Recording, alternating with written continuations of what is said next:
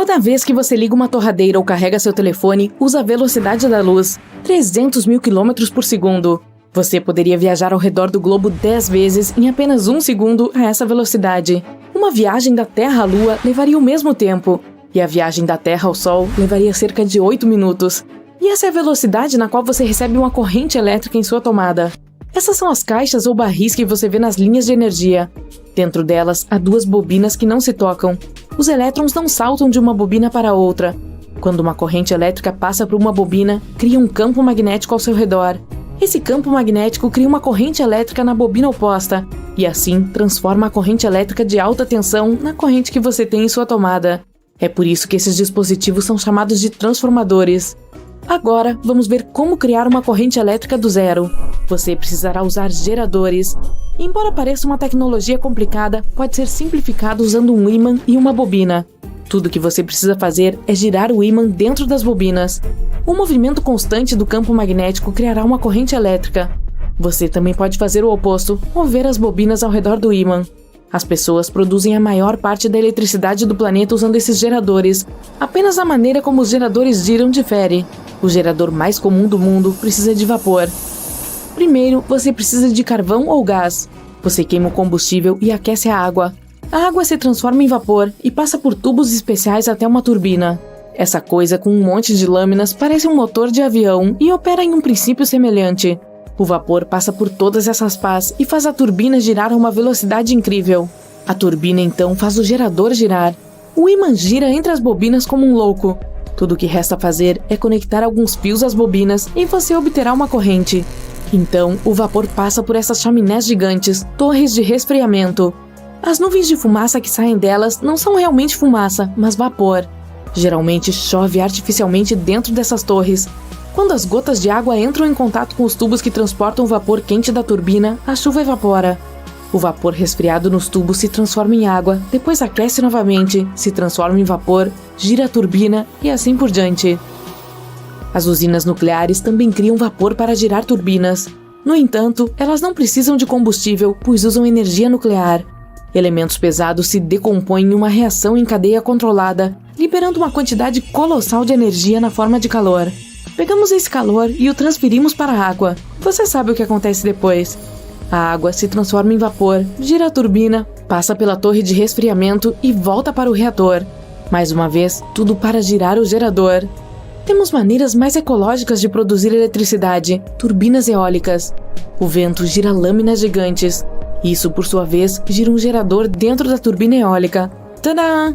A eletricidade está pronta para consumo. O lado negativo é que esse método precisa que o vento seja constante. Se o tempo estiver calmo, sua TV pode desligar no pior momento possível. As turbinas eólicas também são difíceis de manter, porque é necessário enviar alguém até a altura de um prédio de 22 andares. Às vezes, o sistema de frenagem de uma turbina eólica quebra e as pás começam a girar loucamente até quebrarem. Outra opção são as usinas hidrelétricas. Aqui usamos um forte fluxo de água. Às vezes, é o fluxo natural de um rio, mas na maioria dos casos, cachoeiras são feitas pelo homem, como a represa Hoover. Na bacia acima, a água tem muita energia potencial.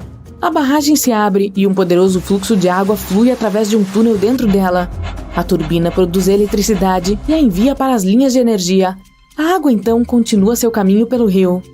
Às vezes, as usinas hidrelétricas operam sem esses rios gigantes. Elas criam seu próprio abastecimento de água. À noite, quando a eletricidade é mais barata, as bombas transportam a água através de canos para um reservatório no topo da montanha. Durante o dia, quando as pessoas estão acordadas e consomem muita eletricidade, as válvulas se abrem e a água flui para o reservatório de baixo, girando a turbina e gerando eletricidade. Também sabemos como obter eletricidade sem turbinas ou geradores: painéis solares. As células fotovoltaicas contidas dentro desses painéis convertem a luz solar em energia elétrica. Elas são ecologicamente corretas e não precisam de combustível, porém, só podem ser usadas em locais onde há luz solar suficiente. Se você está pensando em qual fonte de energia elétrica deseja usar, tenho novidades. Você já está usando a maioria delas ao mesmo tempo. O sistema de fornecimento de energia elétrica é uma vasta rede. Veja a sua casa, ela tem muitas tomadas e eletrodomésticos. Se você precisar de uma torradeira, basta conectá-la a uma tomada. Agora vamos reduzir o zoom. Uma enorme cidade funciona da mesma maneira. Para alimentá-la, você deve conectá-la a uma tomada, a rede de distribuição de energia elétrica. Veja esse gráfico. É assim que usamos a eletricidade ao longo do dia. À noite, a linha cai, porque a maioria das pessoas está dormindo, mas alguns dispositivos ainda seguem funcionando, como condicionadores de ar, luzes de rua, bombas que bombeiam água para a torneira e muitos outros. Assim, a linha nunca desce a zero. Então acordamos e a linha sobe abruptamente. Ligamos televisões e rádios, fazemos torradas e aquecemos comida no micro-ondas. Nosso consumo de energia elétrica aumenta. E então, durante a jornada de trabalho, não gastamos tanta energia. Quando chegamos em casa à noite, a linha de consumo tende a subir novamente, até irmos dormir. E assim se repete todos os dias. Vamos analisar uma semana. Se sombrearmos a área do gráfico abaixo da linha de consumo de energia elétrica, obteremos a quantidade total de eletricidade necessária durante esse período. As usinas nucleares funcionam 24 horas por dia, 7 dias por semana e produzem uma quantidade constante de eletricidade. Elas são a base para sistemas vitais de uma cidade. Depois, há as usinas de carvão. Juntamente com as usinas nucleares, elas produzem o nível mínimo de eletricidade que precisamos para operar. Depois, há usinas de energia eólica e solar na parte inferior do gráfico. Para atender a demanda das pessoas, e me refiro a esses picos de consumo de manhã e à noite, são usadas usinas a gás e hidrelétricas. É devido ao tempo de resposta. Quando o consumo de eletricidade aumenta, é necessário produzir muita energia muito rapidamente. Levaria quase um dia inteiro para iniciar uma usina nuclear e depois pará-la. Uma usina de carvão também levará muito tempo para aquecer até a temperatura certa. A solução são as usinas a gás, pois elas podem começar a gerar eletricidade em poucos minutos. Os engenheiros conhecem sua rotina diária ainda melhor do que você. Eles sabem quando a maioria das pessoas acorda e então começam a gerar mais eletricidade para você. Além disso, eles geralmente conhecem seus hábitos e tradições.